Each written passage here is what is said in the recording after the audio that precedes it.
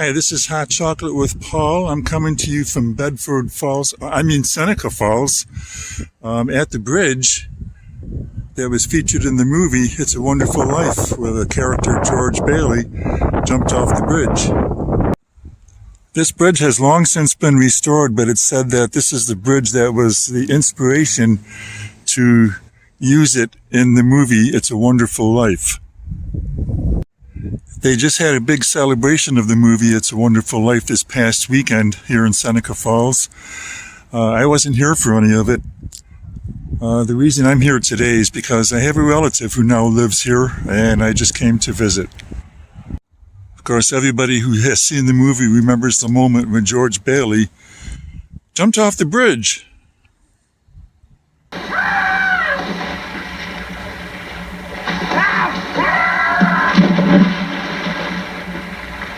It's a great movie, and I look forward to watching it every year. There's definitely enthusiasm for the movie here as they changed the sign from Seneca Falls to Bedford Falls for the sign going into town. Time to head home. Rochester? Well, why Rochester? I thought I'd share some of my own Christmas memories as I drive back to Rochester from Seneca Falls. I'm not doing a tour of Seneca Falls today, but I may do it at some point in the future. So for now, you'll have to suffice with me driving out of Seneca Falls. This is routes 5 and 20, but I'm not going to stay on routes 5 and 20. Very shortly here, I'm going to be turning onto Balsley Road. It's not this one, it's the next one.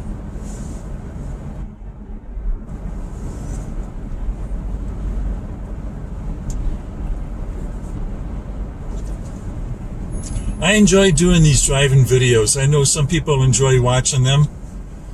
So it's an opportunity for me to show some of the places I drive around to. And I can talk while I'm doing this. Full stop, right on red, and we're good to go. Alright, so my Christmas memories. Christmas has always been my favorite holiday.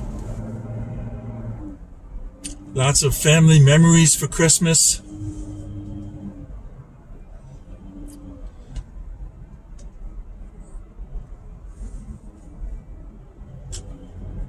My birthday is near Christmas, so to me it was like a bonus season for me with gifts that I used to get. Oh, I used to love getting Christmas gifts and birthday gifts, and I felt like I got twice as many as other people in the month of December. I don't really care anymore. You know, I'm 64 years old now. I just turned 64. And I kind of put birthdays behind me. I'd rather focus on my grandkids. You know, it's more fun that way now.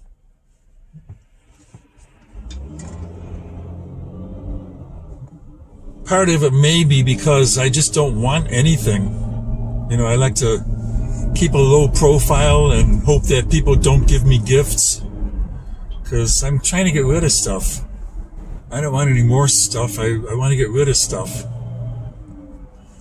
It's nothing personal. We just don't have any room for it.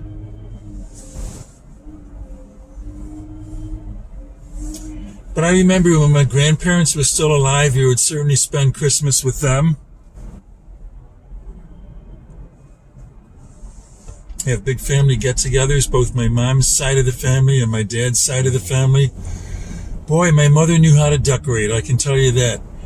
She really did a number decorating our house. And we had an unfinished basement, but that didn't stop her from decorating to the nines with all her ideas. We had a giant 8-foot by 4-foot, I'm not even sure what kind of material it was, but it was good to use as a dartboard. I don't remember what kind of material it was. I guess I never really thought about it, but I had a dartboard in the middle of it. but it was probably used more as a giant bulletin board than anything else. So of course we put all kinds of Christmas decorations on that in December.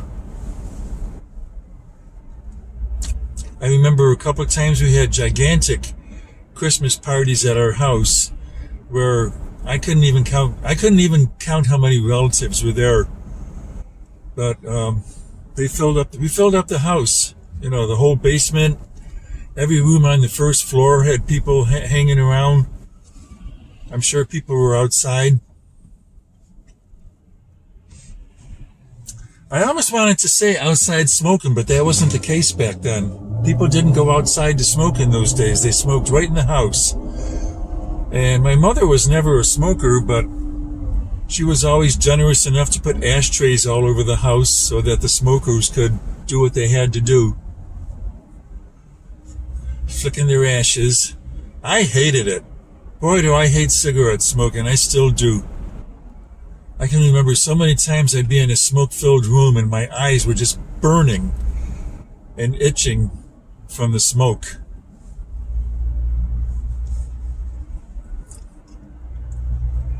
I am currently on Route 14 North, coming out of Seneca Falls, probably heading into Waterloo.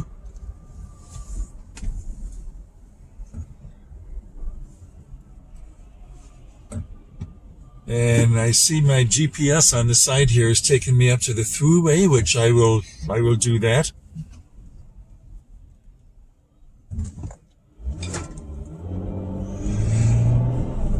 Looks like we're heading towards Phelps.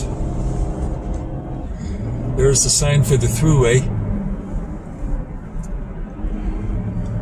So as I got into my teen years and my grandparents had passed away, Christmas was, well, my parents divorced too, so I didn't see my dad's side of the family anymore during those years.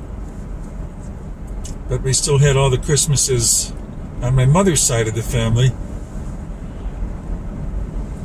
Sometimes at our house, sometimes at my aunt and uncle's house, visited my cousins.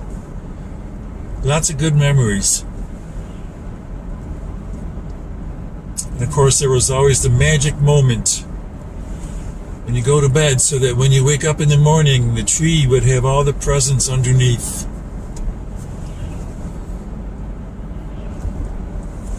Back when we were younger kids and Santa Claus was still a thing, I can remember getting up at 5 or 6 o'clock in the morning because, man, we had to see what the presents were. And then there's the album Jim Reeves sings the 12 Days of Christmas. We always had to put that on, or at least I did. Except I remember one year it was 4 o'clock in the morning and one of my sisters was up playing the Jim Reeves Christmas album. Of course, we all got up saying, "What? It's too early." Okay. Even then, 4 o'clock in the morning was still too early for me. So I believe we went back to bed for another hour or two and then got up.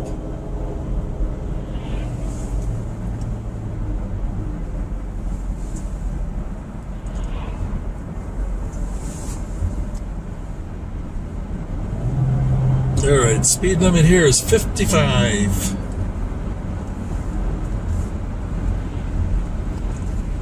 Still on Route 14 North, heading towards the thruway.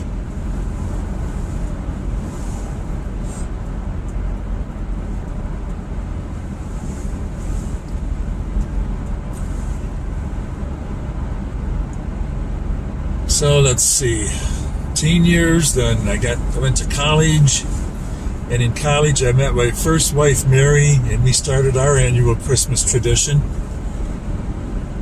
We had a nice tradition going where we took a picture of ourselves every year at Christmas time, and after we got married and started having kids, we started showing our growing family every year. And that's a tradition that we stayed with right through to the time we spent our last Christmas together, and then our marriage came to an end. My daughters still want to do that tradition with me, so even with my daughters, I still continue the tradition of taking a family picture with them every year. So I have the complete collection from 1981, and at this point, right up through 2023. And of course, I do plan on taking another picture for Christmas of 2024.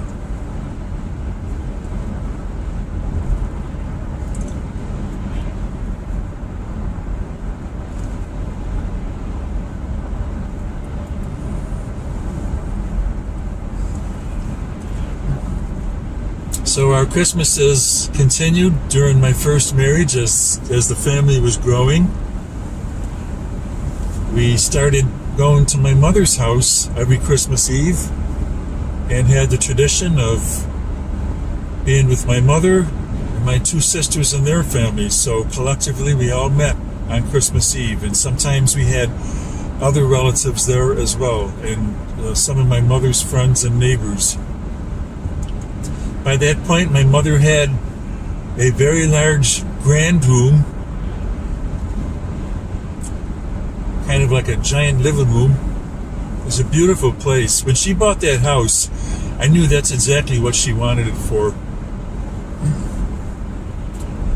And then sadly, my mother got sick and had cancer. And we kept the tradition right through her last Christmas. And then after she passed, the tradition continued, first at my sister's house, and then we continued it at my house. And then after my first marriage came to an end, my first wife, Mary, continues that tradition on Christmas Eve. And since I met Stacey, our new tradition now is we spend Christmas Eve at her sister's house, and it's a tradition that I enjoy very much. And I continue a Christmas tradition with my own kids and now grandkids, where we get together and it's just us. We've started doing it on a Saturday between Christmas and New Year's. Lovely tradition that we have continued.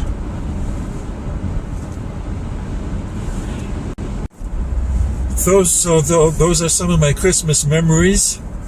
That's pretty much all I have for today. I have just approached the New York State Thruway, and I'm not going to continue this video on the Thruway today. But this has been Hot Chocolate with Paul, and have a good day.